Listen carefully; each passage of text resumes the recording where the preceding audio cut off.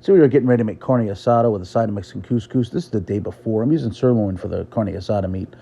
Basically, the marinade just consists of the juice of 2 oranges, the juice of 2 limes, soy sauce, olive oil, one finely diced up jalapeno pepper, some finely chopped up garlic, roughly 3 or 4 toes, as well as cilantro. I'm going to go ahead and chop all that up, get that put in the measuring cup as well, and stir that around. Then we'll go ahead and season both sides of the steak with salt, pepper, garlic powder, and cumin. Can't forget to do that beforehand. Make sure we press in the seasoning really well. Put that in a Ziploc bag along with all of the marinade. Squeeze out as much air as possible, and then set that in the fridge for at least 24 hours. Again, this was the morning of the day before I cooked, so it went a lot longer than 24 hours. But nonetheless, you can't ever marinate too long.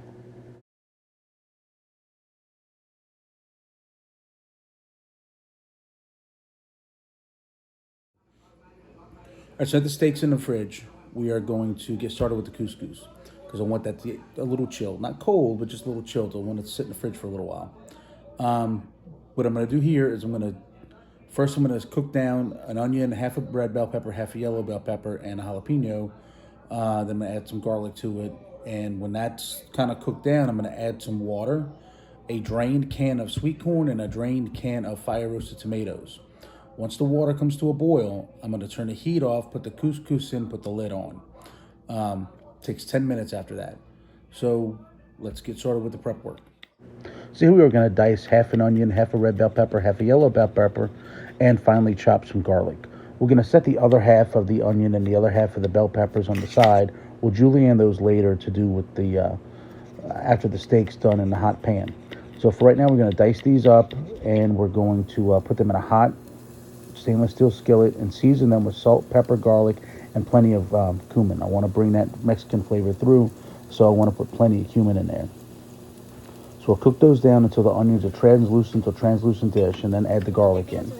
And after that's all cooked down, we're going to add in some chicken stock. I misspoke earlier, not water, we're using chicken stock here. I want to bring it up to a boil, and after that, we're going to add a can of drained sweet corn and a can of drained fire roasted tomatoes. And I'm going to bring that back up to a boil, and I'm going to add the couscous in and shut the heat off.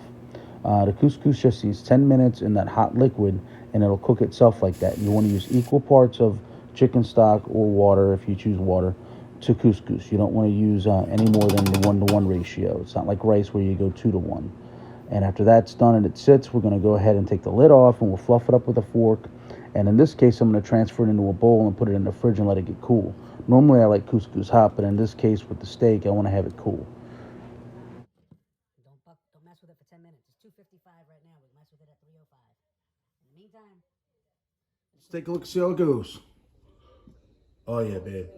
Oh, yeah. That looks perfect. Anyway, before we cook the steak, we're going to go ahead and julienne up that onion and the rest of those bell peppers and set those on the side so that once the steak comes out, we can put those in and take advantage of that nice hot pan.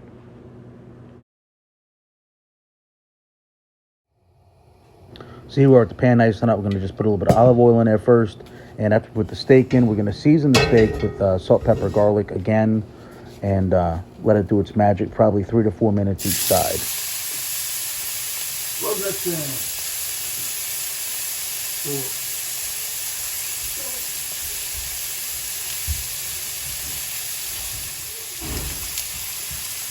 Probably just going to have to do this 3 or 4 minutes on each side.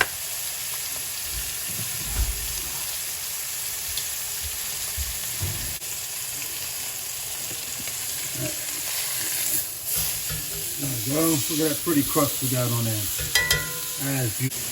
So once the steak's kind of almost done on both sides, I'm going to add 2 knobs of butter and a couple of cloves of garlic that are cracked and peeled, and we're going to baste with that butter.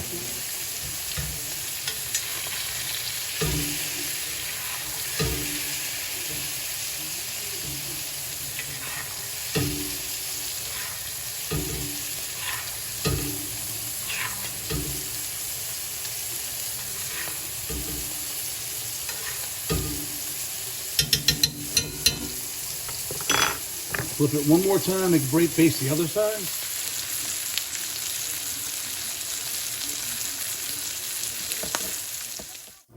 So now the steak's out and it's resting on a cutting board. We're going to take those julienne vegetables and throw those in a hot pan and add a little bit of lime juice and some beef stock to go ahead and pull the fond up. This is where a wooden spoon really comes in handy. You can really get in there and pull up all the flavor bits with that. And once that cool liquid gets added to the hot pan, they really just separate themselves automatically. So go ahead and get that ready. And this is something that would put on top of the steak or next to the steak with the couscous, whatever the diner prefers. Anyway, let's go ahead and get this done, and then we'll start cutting up the steak.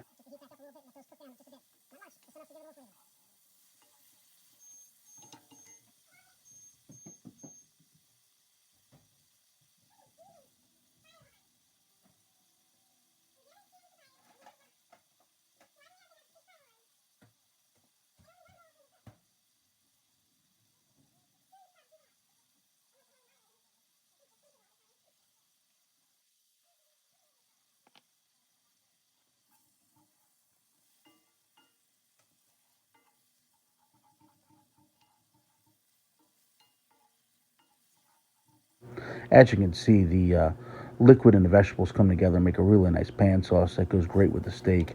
I do the same thing when I'm making fajitas. And in fact, my stepson ended up eating just the steak and the vegetables like fajita meat. And here we go with the finished product. We're going to go ahead and cut the steak up. We're going to cut this up long ways and serve it next to the couscous with the vegetables. And if this was a flank steak or a skirt steak, we cut it across the bias. This way, we're just going to cut it straight across. Sirloin is plenty tender enough, especially after it's been marinated like this. And you guys enjoy, make this yourself, and keep on cooking.